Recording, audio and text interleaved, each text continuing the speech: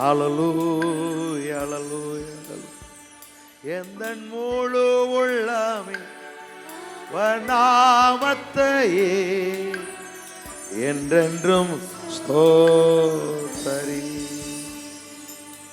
எல்லா மகிமையும் கனவின் ஆண்டவருக்கே உண்டாகும். 1 யோவான் 5ஆம் அதிகாரம் 11, 12, 13 வசனங்களை வாசிக்கலாம். தேவன் நமக்கு நித்திய ஜீவனை தந்திருக்கிறார். அந்த ஜீவன் அவருடைய குமாரனில் இருக்கிறது என்பதே. தேவன் நமக்கு நித்திய ஜீவனை தந்திருக்கிறார். அந்த ஜீவன் நமக்கு குமாரனில் இருக்கிறது என்பதே சாட்சியாம். குமாரனை உடையவன் ஜீவனை உடையவன். எல்லாரும் சொல்லு, குமாரனை உடையவன் ஜீவனை உடையவன். சொல்லு, குமாரனை உடைய நான் ஜீவனை உடையவனாக இருக்கிறேன். இந்த 2-3 வாரமா இந்த ஜீவனை குறித்து நான் காரியங்களை பார்த்துக்கிட்டு வர்றோம். நாம ஒரு மாதிரியா பழகிட்டோம். என்ன அப்படின்னா, ஜெபம் பண்ணி ஏதாவது ஒரு காரியங்களை பெற்றுக்கொள்கிறோம், ஆரம்ப நாட்கள் நடக்குது. அதுக்கப்புறம் அது அப்படியே ஆன உடனே யாராவது மனுஷனை தேடுறோம், ஊழியர்களை தேடுறோம். இல்லாட்டினா இங்கேருந்து அங்கே போகிறோம், அங்கேருந்து இங்கே போகிறோம். உடனே நம்ம ஆளுக வல்லமை அப்படி இப்படின்னு சொல்லி ஏதாவது முகாம் போட்டுருவாங்க, அங்கே போகிறோம். இப்படி புளியம்பட்டி அப்படி போன மாதிரி இப்படி போகிறோமே ஒழிய கடவுள் என்ன வச்சுருக்கிறாரு அப்படிங்கிற நம்ம பார்க்கறதுக்கு ரொம்ப தவறிட்டோம். அது ரொம்ப முக்கியமானது. என்ன அப்படின்னா, நாமெல்லாம் யார் அப்படின்னா, குமாரனை உடையவன் ஜீவனை உடையவன். இப்போ பிதா தன்னிலே தானே ஜீவன் உடையவராக இருக்கிறார். அப்படின்னு என்ன அப்படின்னா, அவருக்குள்ள எல்லாவற்றையும் வாழ வைக்கக்கூடிய உயிர்ப்பிக்கக்கூடிய அந்த ஜீவன் எல்லாருக்கும் உயிர் கொடுத்தார். எல்லாருக்கும் உயிர் இருக்கு. அந்த உயிரை கொடுத்தவருக்குள்ள இருக்குவார் உயிர்க. அதுக்கு பேர் தான் ஜீவன். நித்திய ஜீவன்னா அழியாத ஜீவன். இப்போ அந்த அழியாத ஜீவன் எல்லாத்துக்கும் உயிர் இருக்கு. மரம், செடி, கொடி, மிருகங்கள், பறவைகள், மீன்கள், எல்லா பிராணிகளுக்கும் உயிர் இருக்கு. ஆனா மனிதனுக்கு மட்டும்தான் தன்னுடைய சொந்த ஜீவனை அவனுக்குள்ள வைத்தார். அந்த ஜீவனை பாவம் செய்தனால இழந்துட்டான். அந்த ஜீவனை மறுபடி கொடுக்கறதுக்காக பிதா குமாரனை அனுப்பி இயேசு மூலமாக மீட்பை உண்டு பண்ணி அவர் ஏற்றுக்கொள்ள எல்லாருக்கும் ஜீவனை என்ன செய்ய கொடுத்துருக்கிறார். இப்போ என்னைக்கு நீ இயேசுவை ஏற்றுக்கொண்டீங்களோ மறுபடி பிறந்திருக்கிறீங்க. மறுபடி பிறந்தனால உங்களுக்குள்ள அவருடைய சொந்த ஜீவன் இருக்கு. சொல்லுங்க, நான் கிறிஸ்துவின் ஜீவனை உடையவனாயிருக்கிறேன். நீங்கள் நம்மளுக்கு இதை குறித்து கூட உங்களுக்கு தெரியாமல் இருக்கலாம். ஆனால் வசனம் சத்தியம். அவருடைய சொந்த ஜீவனை உங்களுக்குள்ள வச்சிருக்கிறாரு. இதை நீங்கள் கண்டுபிடிச்சிட்டீங்க அப்படின்னா அது உங்கள் வாழ்க்கையில் மிகப்பெரிய மாற்றத்தை கொண்டு வந்துடுறேன். அந்த ஜீவன் எப்படிப்பட்டது, எப்படிப்பட்ட வாழ்வை நம்ம கொடுக்கறது அப்படிங்கிறத நான் பார்த்துருவேன். இதுதான் சொல்றாரு, குமாரனை உடையவன் ஜீவனை உடையவன், குமாரன் இல்லாத ஜீவன் இல்லாதவன். அடுத்த வசனத்தை வாசிங்க. உங்களுக்கு நித்திய ஜீவன் உண்டென்று, உங்களுக்கு நித்திய ஜீவன் உண்டென்று நீங்கள் அறியவும். நல்லா கவனிங்க, எனக்கு நித்திய ஜீவன் உண்டாயிருக்கிறது அப்படிங்கிறத அறியவும். இப்போ எதுக்காக இந்த வேத புத்தகத்தை கையில் கொடுத்துருக்காரு அப்படின்னா, நீங்க உங்களுக்குள்ள எப்படிப்பட்ட ஜீவனை கர்த்தர் கொடுத்திருக்கிறார், அந்த ஜீவன் எப்படிப்பட்ட வாழ்வை எனக்கு அருளுகிறது, அந்த ஜீவனுடைய தன்மைகள் என்ன, அந்த ஜீவன் எப்படிப்பட்ட மேன்மை எனக்கு கொண்டு வரும், இதை அறியவும் தேவனுடைய நாமத்தின் மேல் குமாரன் நாமத்தில் விசுவாசமாக இருக்கவும். நல்லா கவனிங்க. ஒன்று, ஜீவனை நீங்க அறியணும். ஜீவன் எப்படிப்பட்டதுன்னு அறியணும். அதனுடைய தன்மை எப்படி, அது எப்படிப்பட்ட காரியம் செய்யும் அதை அறியணும். 2வது, குமாரனுடையத்தில் நீங்க என்ன செய்யணும், விசுவாசமாய் இருக்கவும். தேவகுமாரனுடைய நாமத்தில் விசுவாசமாய் இருக்கிற, நல்லா கவனிங்க, விசுவாசமாய் இருக்கவும் அவருடைய நாமத்தில் விசுவாசமாய் இருக்கிற உங்களுக்கு இவைகளை எழுதுகிறேன். இப்ப நீங்கள் நான் விசுவாசிகள் தான். அப்ப நமக்கு எதுக்கு எழுதுறாரா, அந்த விசுவாசத்துல இன்னும் நீங்க உறுதியாகணும், உங்களுக்கு ஜீவனை நீங்க அறியணும் அப்படிங்கிறக்கா. இதைத்தான் நான் பார்த்துக்கிட்டு இருக்கிறோம். அப்ப இந்த ஜீவன் நமக்குள்ள எப்படிப்பட்ட வாழ்வை கொண்டுகிறது அப்படிங்கிற பார்த்தோம். அவருக்குள் ஜீவன் இருந்தது, அந்த ஜீவன் ஒளியா இருந்த, அந்த ஒளி இருளிலே பிரகாசம். அப்போ இந்த ஜீவன் உங்களை என்ன செய்யும், பிரகாசிக்க பண்ணும். அடுத்து, பாதிக்கப்படாத ஜீவன், அதைத்தான் 2 வாரம் பார்த்துக்கிட்டு இருக்கோம். இன்னொன்று பரிபூர்ண ஜீவன், வாழ்வழிக்கும் ஜீவன் அப்படின்னு பார்த்தோம். இன்னும் ஒரு சில காரியங்கள் நான் உங்களுக்கு சொல்றேன். அதை இன்னைக்கு தொடர்ந்து அதை நம்ம பண்ண செய்கிறோம். அந்த அழியாத ஜீவன் அப்படிங்கிறத பற்றி நான் பார்க்க போகிறோம். இந்த ஜீவன் உங்களுக்குள்ள இருக்கு அப்படின்னா, இந்த ஜீவன் எப்படி உங்கள் வாழ்க்கையை மாற்றி அமைக்க அப்படின்னா, நான் கடந்த வாரத்தில் சொன்னேன், உங்கள் வாய் தான் அது காரணம். வேற சொல்லுது, நீதிமொழிகள் 18:20 போடுங்க. மரணமும் ஜீவனும் நாவின் அதிகாரத்தில் இருக்கும், அதில் பிரியப்படுகிறவர்கள் அதன் கனியை புசிப்பார்கள். சொல்லுங்க, எல்லாரும் சொல்லுங்க. மரணமும் ஜீவனும் நாவின் அதிகாரத்தில் இருக்கும், அதில் பிரியப்படுகிறவர்கள் அதன் கனியை புசிப்பார்கள். இப்ப அந்த ஜீவன் அந்த வாழ்வை நீங்க அனுபவிக்கணும் அப்படின்னா அந்த அதுக்குரிய ஆற்றலை சக்தி எங்கே வச்சிருக்காரு? நாவுல வச்சிருக்கிறார். அப்ப நாவை பத்தி சொல்றாரு, மரணமும் ஜீவனும் வாழ்வதும் சாவதும் எங்கே இருக்கு அப்படின்னு நாவின் அதிகாரத்தில் இருக்கு அப்படிங்கிறார். அதில் பிரியப்படுவர். அப்ப இருந்தல நீங்க எதை நீங்க பேசுறீங்களோ அதுதான் நம்முடைய வாழ்க்கை நடக்கும். அதுதான் அதனுடைய பலனைத்தான் நம்ம அனுபவிப்போம். மரணத்தை பேசிட்டு வாழ முடியாது. இல்ல பலவீனமா இருக்கு அப்படிங்கிறத பேசிட்டு நீங்க நிறைவா வாழ முடியாது. அப்ப எதை பேசுறீங்களோ அதை தான் அனுபவிப்போம். நீங்க யோசிச்சு பாருங்க, நம்முடைய சமுதாயம் எப்படி இருந்துச்சு, இப்ப எப்படி இருக்கிறோம் நம்ம நாட்டில் அப்படி யோசிச்சு பாருங்க. இந்த ஒருவேளை பிஸ்டிங் ஏர்ல பாருங்களேன், ஒன்றும் இல்லை ஒன்றும் இல்லை ஒன்றும் இல்லை ஒன்றும் இல்லை ஒன்றும் இல்லைன்னு சொல்லி சொல்லி சொல்லியே கதையை முடிச்சாலும் கொஞ்சம் ஒரே நாளில் வந்ததில்லை, படிப்படியாக வரும். அப்படி மெதுவா இல்லைங்கிற தாராளமாக பேசுவோம். வச்சுக்கிட்டே இல்லைன்னுமோ, பிள்ளைகள்கிட்டே இல்லைன்னுமோ. அவன் ஸ்கூலுக்கு போல கேட்பான், அப்பா காசு கொடுங்க அப்படின்னு, இல்லையப்பா அப்படின்போ. இப்போ இல்லாமே போயிருச்சு அது. அப்போ இதெல்லாம் நம்ம சாதாரணமாக பேசி பேசி பேசி தெரியாமையே பேசி பேசி பேசி எல்லாத்தையும் இழந்துட்டோம். இப்போ நாம் செய்ய வேண்டியது என்ன அப்படின்னா, மறுபடியும் நம்ம அதையே பேசாமல் ஜீவனை பேசுவோம். அப்போ ஜீவனை பேச பேச எப்படி படிப்படியாக நம்மளோட வாழ்க்கை கீழ்முகமாக வந்துச்சோ அதே போல் வாழ்வை பேச பேச மறுபடியும் நம்ம வாழ்க்கை முன்னேறி போய் கொண்டே இருக்கும். இதான் இதனுடைய காரியம். அப்போ நீங்கள் வாழ்கிறது எதன் அடிப்படையில் இருக்குது அப்படின்னா உங்கள் நாவில் தான் இருக்குது. அப்போ நீங்கள் வாயை திறந்து நீங்கள் ஜீவனை பேசணும். நம்முடைய நாவை பற்றி நீங்கள் சரியாக புரிஞ்சுக்கிறணும். நீதிமொழிகள் 15:4 வசிங்க பார்ப்போம். ஆரோக்கியமுள்ள நாவு ஜீவ ஆரோக்கியமுள்ள நாவு ஜீவ விருட்சகம் அப்படிங்கிறார். உங்க எப்படி பாருங்க, நாவு ஆரோக்கியமான வார்த்தைகளை பேசு அப்படின்னா அது என்ன செய்யுமா? உங்களுக்கு வாழ்வு அப்படிங்கிறார்.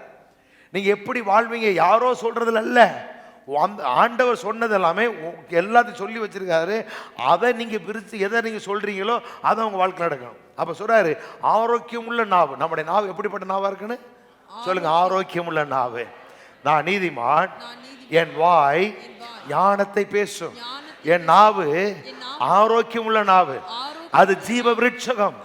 அது எப்படி ஒரு மரம் பலன் தருதோ அப்படி நீங்க உங்க வாழ்க்கையில ஒரு விருட்சகமா இருப்பீங்களாம், பலன் கொடுக்கிற விருட்சகமா. அது எங்கே இருக்கு? எப்படி நீங்க பலன் தருவீங்க? உங்க உழைப்புனால இல்ல. வெந்த தின்னுட்டு விதி வந்தா சாகணும் உலகம் சொல்லணும்.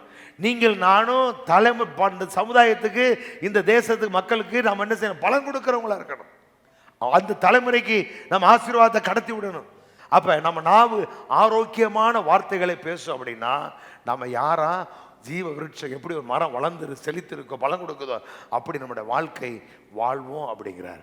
அதே போல 12:18 வாசிங்க. நீதிமொழிகள் 12:18. பட்டய குத்துகள் போல் பேசுகிறல உண்டு, ஞானம் உள்ளவர்களுடைய நாவோ ஔஷதம். ஞானம் உள்ளவருடைய நாவு ஔஷதம் அப்படிங்கிறார். அப்படின்னா என்ன? மருந்து. சொல்லுங்க. நான் நீதிமான், என் வாய் ஞானத்தை பேசும். நான் ஞானம் உள்ளவன், என்னுடைய நாவு ஔஷதம், மருந்து. அப்ப நாவுல வாழ்க்கை ஜீவ விருட்சகம் போல இருக்கு. இந்த நாவு உங்களுக்கு மருந்தாவும் பயன்படுமா? என்ன மருந்து? வார்த்தையில தான் மருந்து. குணமாக்குறது இங்க இருக்கு, வார்த்தையில. நீங்க போய் யாராவது ஜோம் பண்ணி சோமா சொல்லி ஆகாது.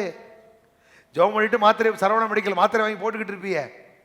அப்ப சுகம் எப்படி வரும் அப்படின்னா உங்க வாயில தான் சுகம் இருக்கு. ஔஷதம் எங்கே இருக்கு? மருந்து வாயில இருக்கு. அப்ப நீங்க வாயை திறந்து பேசணும்.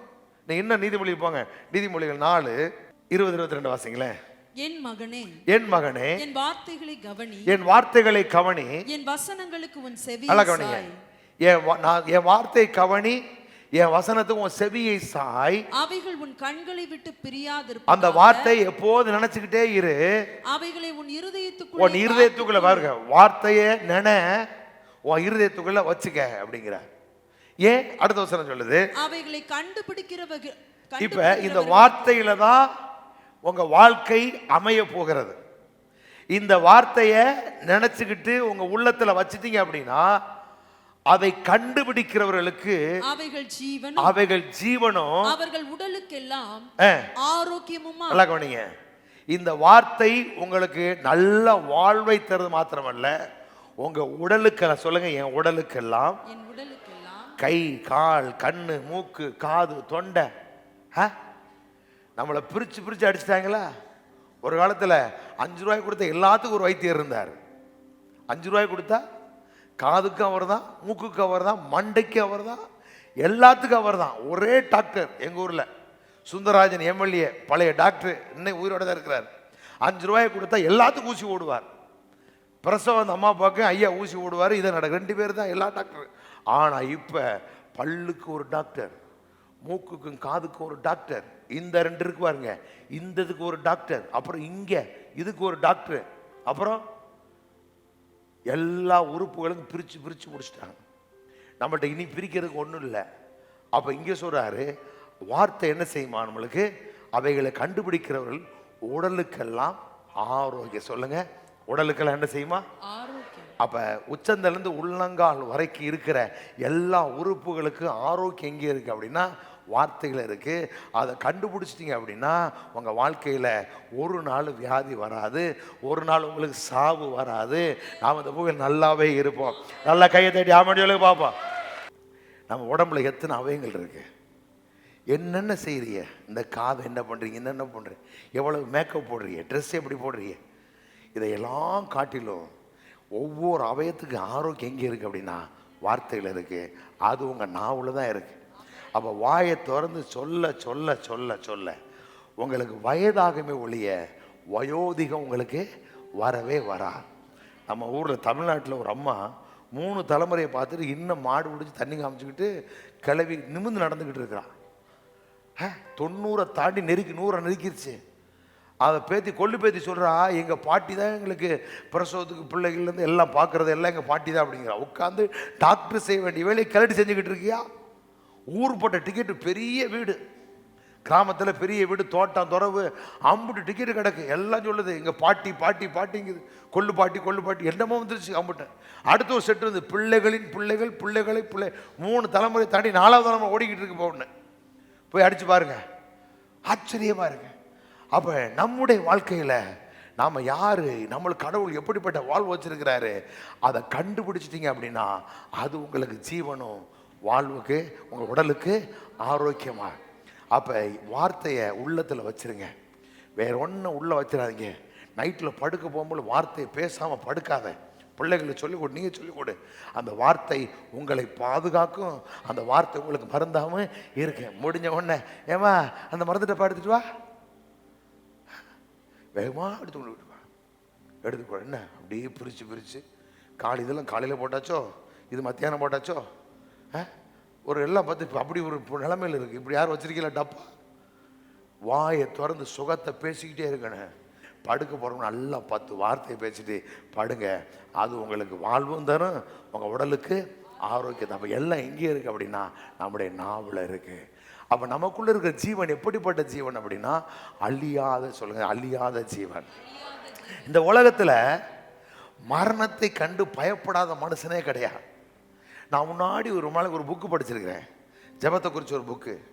அதில் கடவுள் இல்லாமல் மரிக்கிற மனிதனுடைய கடைசி நிலைமை என்ன அப்படிங்கிறத அவங்க சொல்லும் பொழுது அந்த சூழ்நிலை எப்படி அவங்க சந்திக்கிறாங்க, எப்படி சத்தம் போடுறாங்க அப்படிங்கிற அந்த புக்கில் எழுதிருச்சு. நான் பார்த்து மறந்து போச்சு எனக்கு. அதெல்லாம் பார்க்கும்போது கொடூரமான ஒவ்வொரு மனிதனுடைய, இந்த உலகத்தில் மரணத்துக்கு பயப்படாத மனிதர் எவனுமே கிடையாது. யூடியூப்லாம் பார்த்தீங்கன்னா பெரிய சில ரவுடிகள்லாம் இருப்பாங்க. அவங்கெல்லாம் சொல்லுவாங்க, நான் இன்னைக்கு இருந்தாலும் பட்டயத்தினால அப்படின்னு சொல்லுவாங்களே ஒழிய, ஆனால் அந்த நேரம் வரும் பொழுது அவனுக்குள்ளே இருக்கிற துடிப்பும் அவனுக்குள்ளே இருக்கிற பயமும் கொடூரமானது. மரணம்ங்கிறது மனுக்குலத்து மேலுக்கு ஒரு பெரிய வலிமையானது. அது அந்த உலகத்தில் எவனாலையும் ஜெயிக்க முடியாது. மரணம் எல்லா மனுஷனுக்கும் வந்தே ஆகும். மரணத்தை கண்டு பயப்படாத தலைவன் இருக்க முடியாது, எவன் இருக்க முடியாது.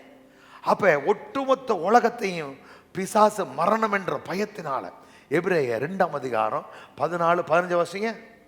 ஆதலால் பிள்ளைகள் மாம்சத்தையும் இரத்தத்தையும் பிள்ளைகள் மாம்ச இரத்தத்தை உடையவரா இருக்க, அவரும் அவர்களைப் போல, அவரும் இயேசுவும் நம்மை போல மாம்சத்தை இரத்தத்தை உடையவரானார். மரணத்துக்கு அதிகாரியாகிய பிசாசு. மரணத்துக்கு அதிகாரி யாரு?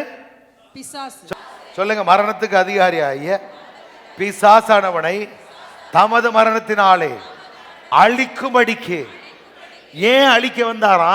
மரண பயத்தினால் அடிமைப்பட்டு கிடந்த நம்மளை அந்த மரண பயத்திலிருந்து விடுதலை ஆக்குவதற்காக மரணத்துக்கு அதிகாரிய பிசாசை அழிக்கும்படி அவரும் நம்மை போலவே மாம்சத்து இரத்தத்தை உடையவர் ஆனார். அப்ப இயேசு என்னங்க செஞ்சாரு? மரணத்துக்கு அதிகாரியாகிய பிசாசை தம்முடைய மரணத்தினாலே அழித்தார். இதெல்லாம் நீங்க சொன்னீங்கன்னா மரணம் உங்கள் ஆளாது, நீங்க மரணத்தை ஆள்வீங்க. இது தெரியாம தான் என்ன அந்த கேன்சர், இந்த கேன்சரு, மண்டையில கேன்சர், அது என்ன சொல்லவே கூடாது. நீங்க ஏசு நோயை சுமக்கலையா? சுமக்கலையா? ஆமென் சொல்லு. சுமந்தாரா? சுமந்தார்ல, அப்ப நோயெல்லாம் வாழணும்ல. சாவை அழிச்சார்ல, அப்ப சாவு எல்லாம் வாழணும்ல. அப்ப சாவே மாட்டோம். அது வர்றப்ப வந்துட்டு போகுது. அதை விட்டு நீங்க வான்னு இழுத்துக்கிட்டு கூடாது. அவன் மரணத்துக்கு அதிகாரியை பிசாசை மரணத்தினால் அழித்தார் அப்படின்னா மரணம் உங்களை ஆள முடியாது, நீங்கள் மரணத்தை ஆளுவீர்கள். நம்மளுக்கு நாள் குடிக்க யார் டாக்டர்?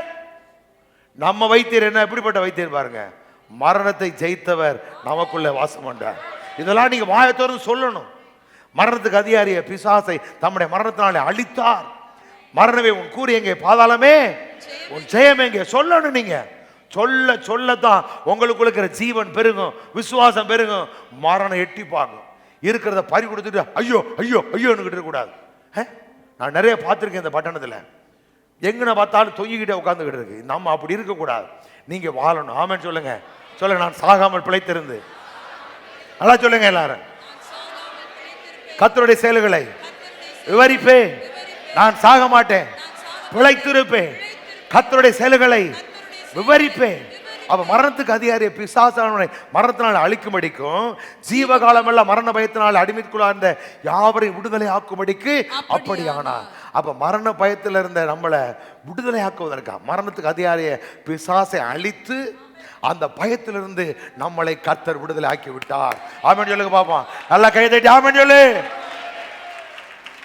உங்களை நான் என்னோட சொல்லிட்டு தான் நீங்க போகணும். பாஸ்டர் நல்லா சம்பாரிச்சேன், நல்ல பிள்ளைகள், நல்ல பேர பிள்ளைகள் எல்லாம் பத்திரமா இருக்கிறாங்க, பார்த்துக்கிறீங்களா அப்படின்னு தான் போகணும்.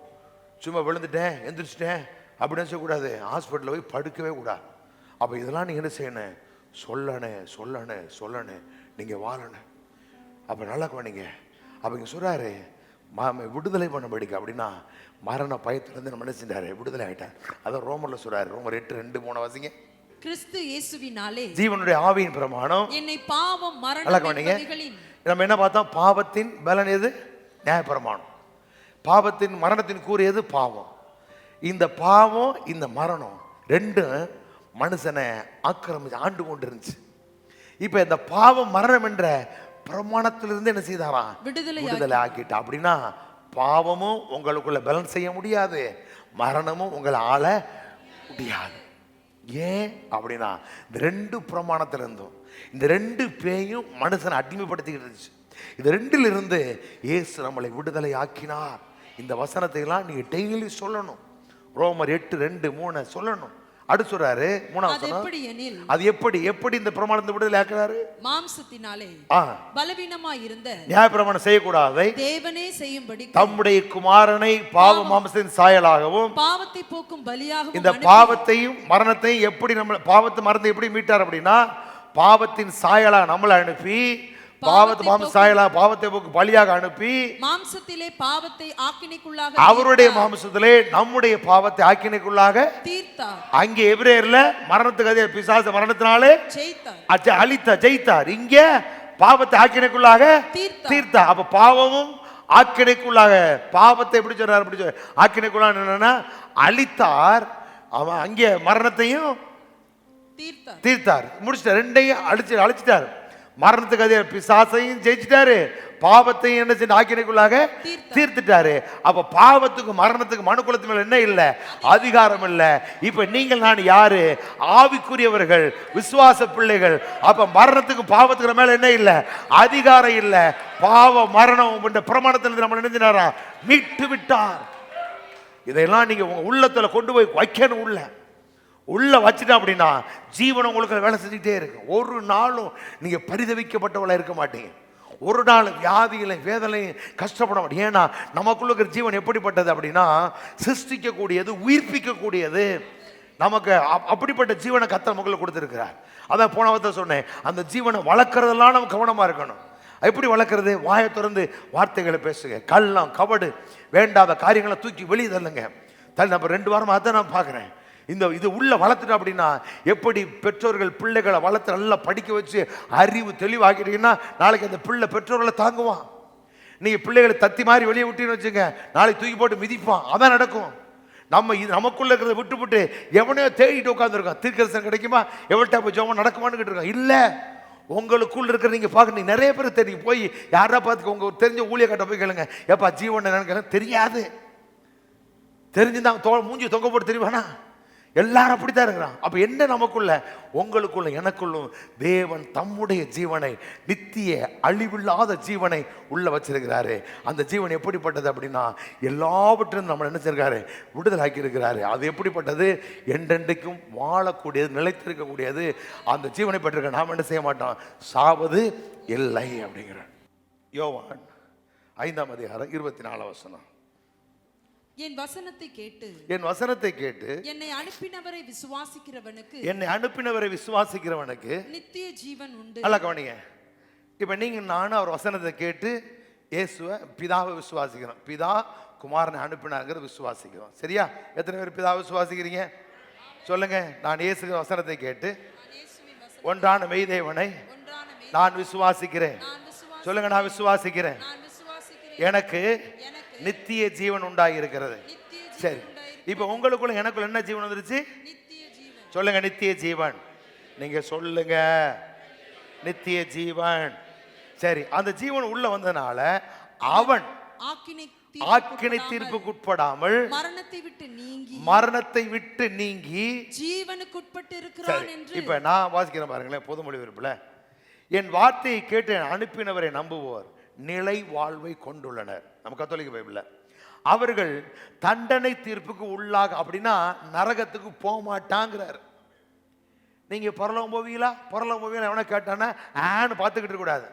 கடவுளை விசுவாசிக்கிறவனுக்கு நரகம் கிடையாது, ஆக்கினை தீர்ப்பு இல்லை. யோவான் 3ஆம் அதிகாரத்தை எடுத்து வாசிச்சு பாருங்க. அவர் விசுவாசிக்கிறவன் ஆக்கினை தீர்ப்பு அடையான், விசுவாசியாதவன் ஆக்கினை தீர்ப்புக்கு உட்பட்டு ஆயிற்று அப்படிங்கிறார். அப்ப இயேசுவை விசுவாசிக்க நமக்கு என்ன இல்லை? ஆக்கினை தீர்ப்பு இல்லை. அவர் சொல்லிட்டு சொல்றாரு, தண்டனை தீர்ப்புக்கு உள்ளாக மாட்டார்கள், ஏற்கனவே அவர்கள் சாவை கடந்து வாழ்வுக்கு வந்து விட்டார் என்று உறுதியாக உங்களுக்கு சொல்லுகிறேன். இப்ப சாவை கடந்து, ஒரு காலத்துல சாவு மனிதனை தப்பி போக முடியாது, பிடிச்சி இழுத்துற.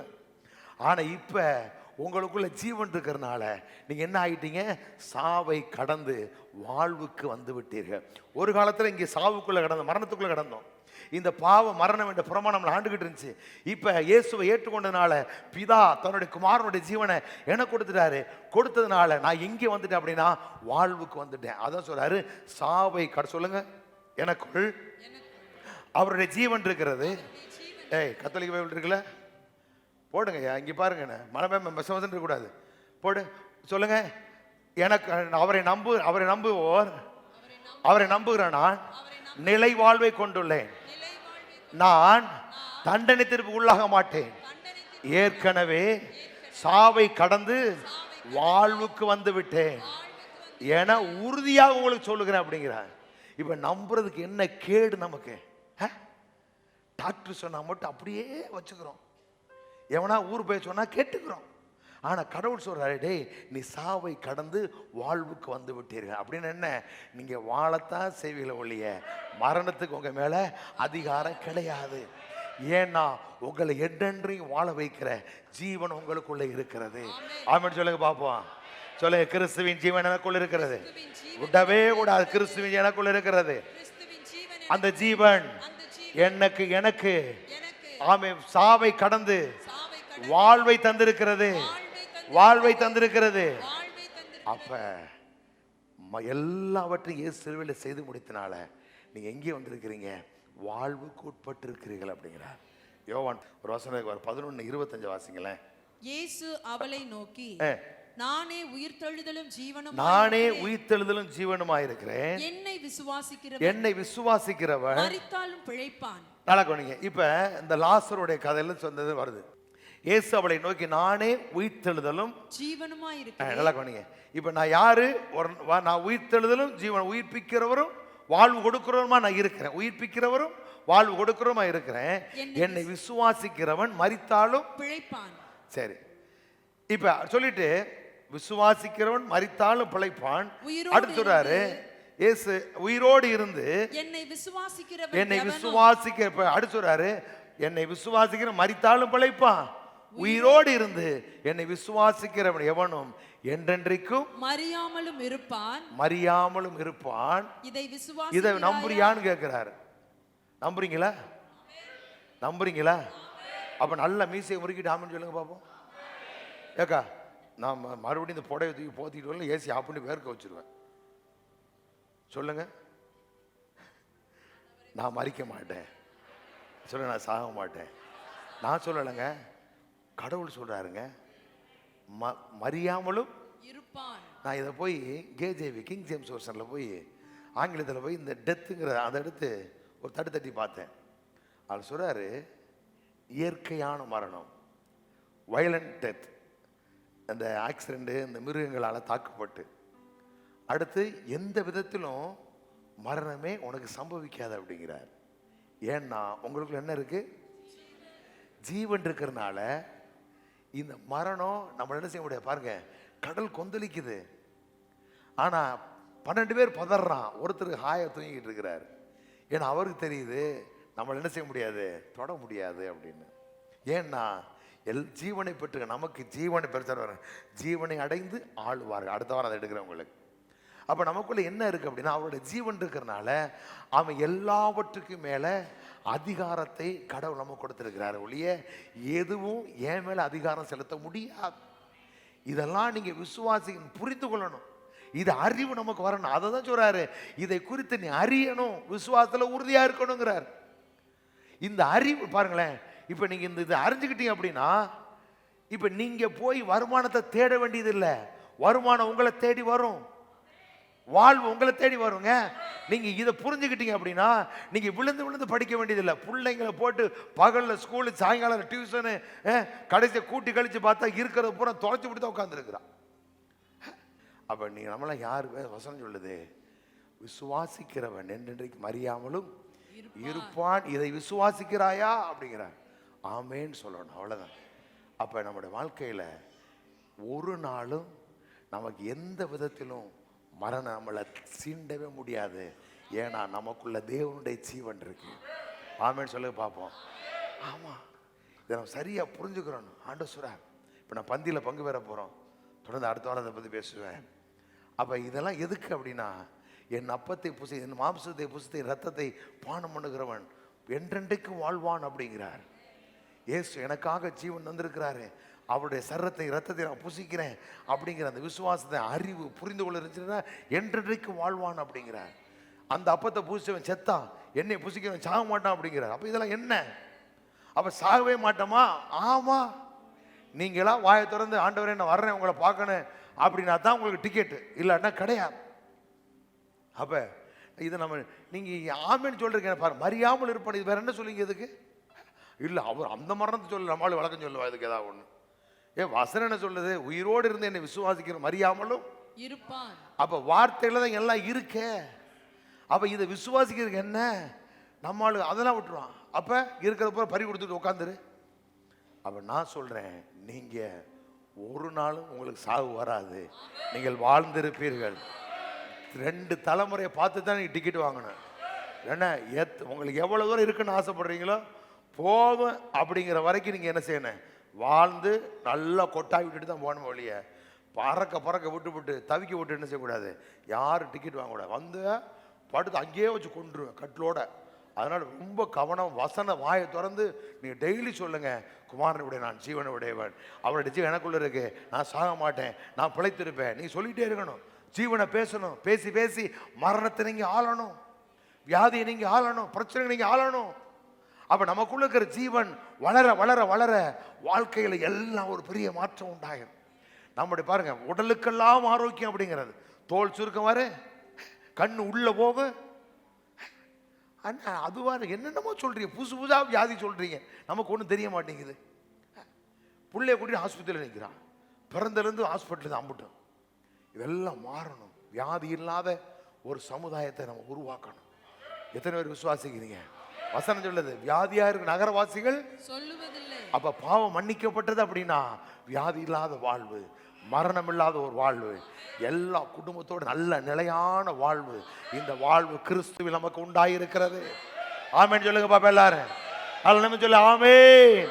நான் சாகாமல் பிழைத்திருந்து கர்த்தருடைய செயல்களை முட்டு வேலை கையெடு குதிச்சு ஒரு மைக்கேல் ஜாக்சன் மாதிரி சொல்லு. சாகாமல் பிழைத்திருந்து கர்த்தருடைய செயல்களை விவரிப்பேன். குமாரனை உடைய நான் ஜீவனை உடையவன், கிறிஸ்துவின் ஜீவன் எனக்குள் இருக்கிறது.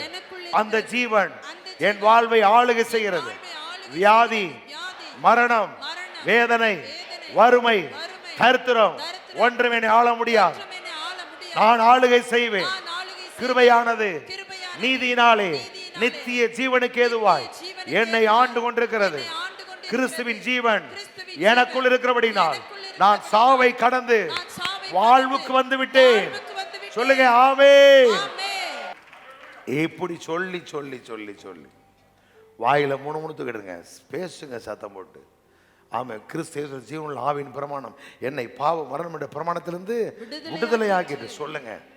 ஆமா, இனி நான் உங்களை இழக்கிறதுக்கு ஆயத்தமா இல்லை. என்ன இப்படியே உட்காந்து பார்த்து அடுத்த நல்ல பேன் பார்த்துட்டே கூட போதும். கண்ணீர் விட்டு கதற நாட்கள்லாம் நிம்மதியாக வாழ்றதுக்கான வழியை பிடிச்சிங்க. எவனாவது சொன்னான்னா ஒரு தம்பி யாராவது தம்பி சொன்னான், நான் யார் நம்ம ஒரு பையன் சொன்னேன், பாஸ்டர். அந்த பாஸ்டர் கேட்டார், எப்படி இருக்கீங்க கேட்டார். நல்லா இருக்கேன். எங்கே சபைக்கு போறீங்க கேட்டார். ஏசு முடுக்க போறீங்க? ஐயோ கல்ல போகுது. என்ன நல்ல உபதேசம்.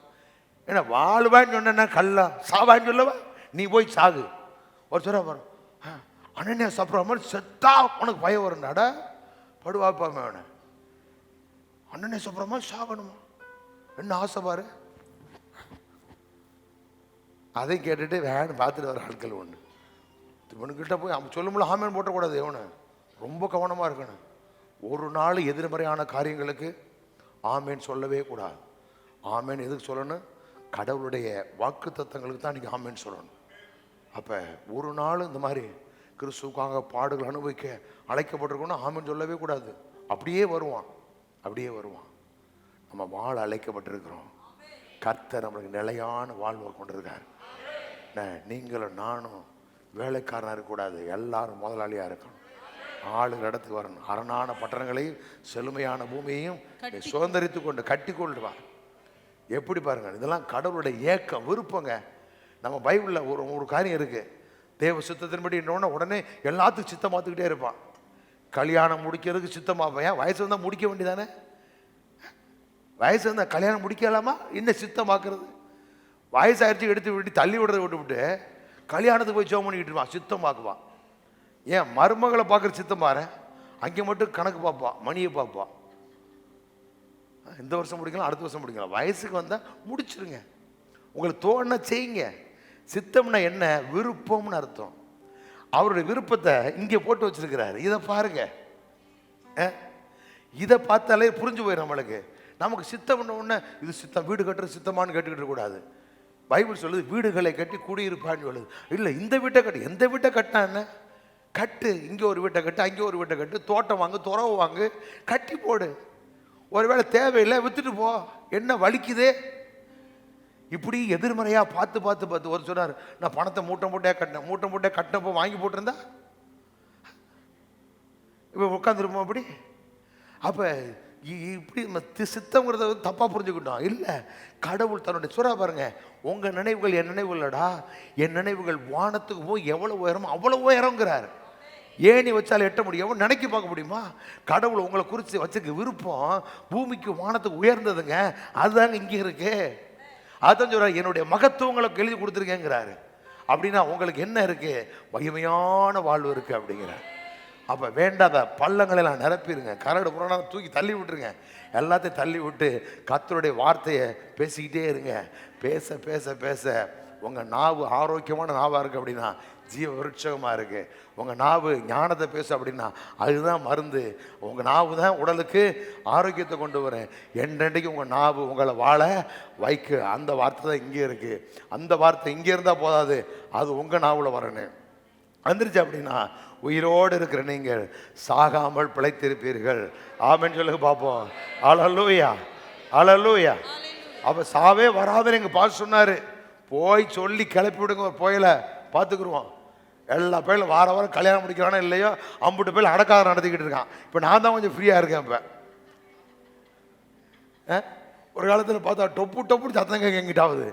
இப்போ ஒரு 2-3 வருஷம் கொஞ்சம் கொஞ்சம் நிம்மதியாக இருக்கிறேன். அதனால் போய் சொல்லு, எங்கள் பாஸ்டர் எங்கள் சாவே மாட்டான்னு சொல்கிறார் அப்படின்னு சொல்லுவான். சொல்லுங்க, தைரியமாக போய் சொல்லுங்க, அப்படி ஒன்றும் பிரச்சனை கிடையாது. அதனால் தப்பாக புரிஞ்சுக்கணும், வசனம் அப்படி தான் இருக்குது. ஆமாம், ஜீவனை நம்புங்க, சாவை விட்டுருங்க, அது கதை முடிஞ்சு போச்சு. அப்போ உயிரோடு இருக்க நாம் என்ன செய்ய மாட்டோம்? மரிக்க மாட்டோம். அல்லேலூயா.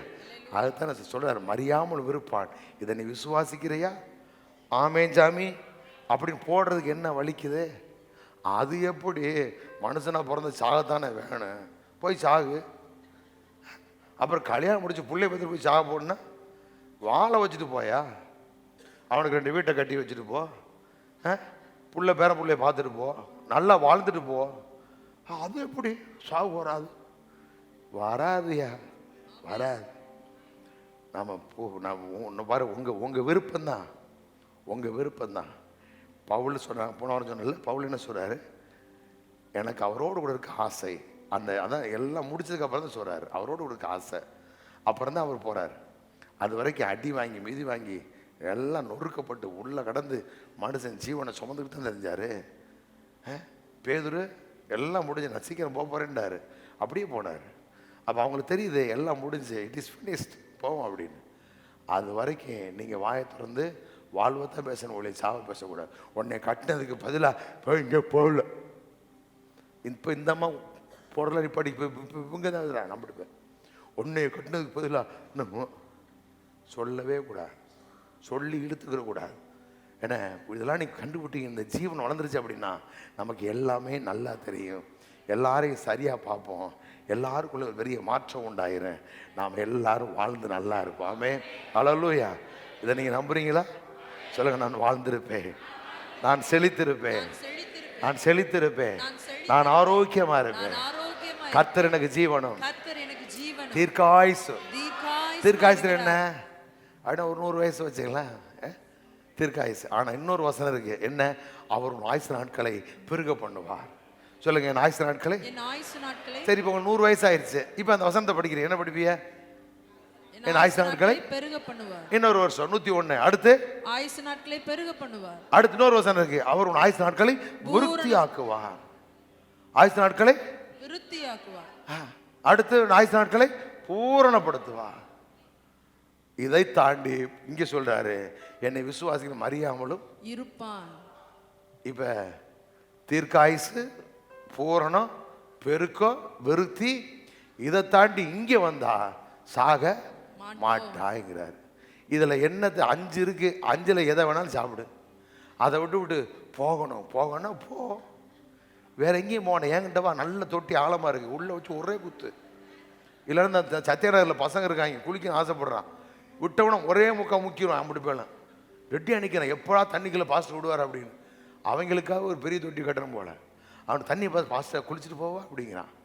விட்டோன்னு வச்சுங்க, அம்பிட்டு பேரும் குதிக்கிறான், அதில் படி இருக்கடா பார்த்துறான்னா கேட்க மாட்டேன், குதிச்சிடறான். அவ்வளோதான், குதிச்சாங்கன்னா மொத்தமாக மூடிடுவானுங்க, பிரச்சனை முடிஞ்சுவார். அதனால் இப்போ 5 சொல்கிறாரு, 1 தீர்க்காயுசு பூரணப்படுத்துவார், அடுத்து விருத்தியாக்குவார், அடுத்து பெருக பண்ணுவார். இங்கே சொல்கிறாரு மறியாமலும் இருப்பாங்கிற விசுவாசிக்கிறியாங்கிறாரு. இதில் நீங்கள் எதை விருப்பப்படுறீங்களோ புசிங்க. தீர்க்காயுசுனா இருங்க, பெருக பண்ணுவானா பெருகிட்டே போங்க. இருந்தால் என்ன வலிக்குது அவங்களுக்கு? அதனால் இதுதான் சத்தியம். அதனால் நீங்கள் வாழணும். ஆமென், அல்லேலூயா. நீங்கள் செழிக்கணும். அப்போ நமக்குள்ள இந்த ஜீவனை வச்சுட்டு தான் சொன்னார், இந்த ஜீவனை எப்படி ஆப்ரேட் பண்ணா பாருங்க. அவன் ஜீவாத்மாவானான் அப்படின்னு விட்டுட்டு போகல, அவனை கொண்ட ஏதேனில் வச்சு சொல்கிறாரு பள்ளிக்கு பெரிய எப்படின்னு பாருங்க. கம்ப்யூட்டர் வாங்கிட்டீங்கல்ல, அதை ப்ரோக்ராம் பண்ணுறீங்க, அதே போல் உள்ள ஜீவனை வச்சு அந்த ஜீவனுக்கு இயக்க விடுறாரு. என்ன ப்ரோக்ராம் பண்ணுறாரு? பழுகி பெருகி பூமியை நிரப்பி கீழ்ப்படுத்தி ஆண்டுகொள் அப்படின்னாரு. இப்போ இதான் ப்ரோக்ராம் அந்த ஜீவனுக்கு. இப்போ நமக்குள்ள இருக்க என்ன ஜீவனை, எப்படிப்பட்ட ஜீவனு? தேவனுடைய ஜீவன். அது என்ன செய்யும்? நம்மளை பழுக செய்யும், பெருக பண்ணு, எல்லாவற்றையும் கீழ்ப்படுத்தி ஆள வைக்கும். ஆமென். புரியுதா உங்களுக்கு? அப்போ இப்பேற்பட்ட ஜீவன் நமக்குள்ள இருக்கு. இது எனக்கு 97லேருந்தே கேட்குறேன், ஆனால் மண்டையில் ஏறல. நமக்கு தெரிஞ்சதெல்லாம் கண்ணீரோடு நான் ஜெபம் பண்ணுவோம், அப்பா ரசிங்க ரசிங்க, உள்ள கொதிச்சுக்கிட்டு இருப்போம், ரசிங்க ரசிங்கன்போம். ஒருத்தன் வந்து கேட்டான் என்கிட்ட, நான் இந்த மாதிரி ஒரு தப்பு செஞ்சுக்கிட்டு இருக்கேன், என்ன வழி அப்படின்னா. அவனுக்கு போய் நான் என்ன சொல்லுவேன்? ஏழை, நீ சொல்கிற, நான் சொல்ல முடியாமல் உட்காந்துருக்கேன், போட. நிலைமையை பாருங்க. நான் மட்டும் இல்லைங்க, நிறைய பேர் அப்படி தான். நான் சொல்கிறேன், நிறைய பேர் சொல்ல மாட்டான். நான் தோட்டத்தில் பாஸ்டர் கூட ஒரு 65 வயசு இருக்கா அவருக்கு. பாஸ்டர் உங்கள்கிட்ட தனியாக பேசுகிறேன் அப்படின்னாரு. அவர் சொன்னார், கண்ணை திறந்தா எனக்கு தப்பு தப்பாக தெரியுது அப்படின்னாரு. எனக்கு சொல்ல தெரியல, நீ திறந்தா தெரியுது, நான் எனக்கு 3 நாள் தெரியுது, போ. என்ன சொல்ல சொல்றியா அவர்கிட்ட போய்? நான் சொன்னேன் அந்நிய பாஷை பேசுங்க அப்படின்ட்டு விட்டுறேன். எனக்கு சத்தியம் தெரியல. நம்மளுக்கு 65 வயசில் சொல்கிறாருங்க, வெளியில் போனால் தப்பு தப்பாக வருது பாஸ்டர் அப்படின்னு. இதை போய் அந்த அக்காட்ட சொன்னோன்னு என்னங்க பொடிச்சு போட்டு தொட்டியை கழட்டி விட்டுறேன். அப்போ எனக்கு அதெல்லாம் விவரம் தெரியல, சொல்லி கொடுக்கல யாரும் நமக்கு. நான் போய் ஒருத்தர் கேட்டேன், ஏன் என்ன செய்யலாம் அப்படின்னு. அவர் அந்நிய பாஷை பேசுட்டார். பேசி பார்த்தா ஒன்றும் நடக்கலை, அவ்வளோதான். அப்போ என்ன, என்னைக்கு இந்த சத்தியத்தை அறிகிற அறிவு வந்துச்சோ அன்னைக்கு ஒரு பெரிய விடுதலை. அன்றைக்கு வேற சொல்லுது, இரவும் அவருக்கு பகலை போல, இரவும் அவரை அந்தகாரப்படுத்த முடியாது. அந்த வெளிச்சம் தான் உங்களுக்குள்ள இருக்கு. அப்ப உங்களுக்குள்ள இருக்கிற வெளிச்சத்தை இரவு என்ன செய்ய முடியாது? அந்தகாரப்படுத்த முடியாது. இரவும் உங்களுக்கு எப்படி தான் இருக்கு? பகலை போலவே வெளிச்சமாகவே இருக்கு. அப்ப இரவும் பகலும் நமக்கு எல்லாம் ஒரே மாதிரி தான். அவருக்கு அப்படித்தான், நமக்கு அப்படித்தான். அந்த இடத்துக்கு நம்ம வந்து இதெல்லாம் எப்போ வரும்? இந்த ஜீவன் வளர வளர வளர இந்த பார்வை நமக்குள்ள உண்டாயிரும். அப்போ நீங்கள் தைரியமாக இருங்க, முன் செல்லுங்க, நல்ல வார்த்தைகள் தேவனுடைய வசனத்தை பேசுங்க. இந்த உலகத்தில் அது அப்படியாக்கும் இப்படியாக்கும், நல்லா தான் போயிட்டான் வச்சுட்டான்னு சொல்லி பேசாதீங்க. அவன் காது கொடுத்து கூட கேட்காதீங்க. நமக்கு நிறைய வேலை இருக்குது, உங்களுக்கு நிறைய வேலை இருக்குது, பிள்ளைகள்லாம் சம்பாதிக்க வேண்டியிருக்கு, வீடுகள்லாம் நிறைய வாங்க வேண்டியது இருக்குது. என்ன மாதம் புது புது பத்திரத்தை முடிச்சுட்டு வந்து சொல்லணும், பாஸ்டர் ஒரு வீட்டை வாங்கினேன், நிலத்தை வாங்கினேன் அப்படின்னு சொல்லணும். சும்மா மாடி மேலே உட்காந்துக்கிட்டு அங்கேருந்து பாஸ்டர் வர்றாரு, எப்பா காத்து திறந்து விடு. படியில் சமயத்தில் வீட்டில் ஏற முடியலை, அப்படி முடுக்கான்னு படியை போட்டேன். அதனால் இந்த வீடு வச்சுட்டு தான் விட்டுட்டேன். முன்னாடிலாம் ஜனவரியில் எல்லா வீட்டுக்கும் போக பற்றில ஏறி இறங்கி சில வீட்டுக்கெலாம் போனால் நிமிரன்னு இப்படி உள்ளே போகிறதுக்கு. அங்கே போனால் சேர தடுவாங்க வீட்டில்.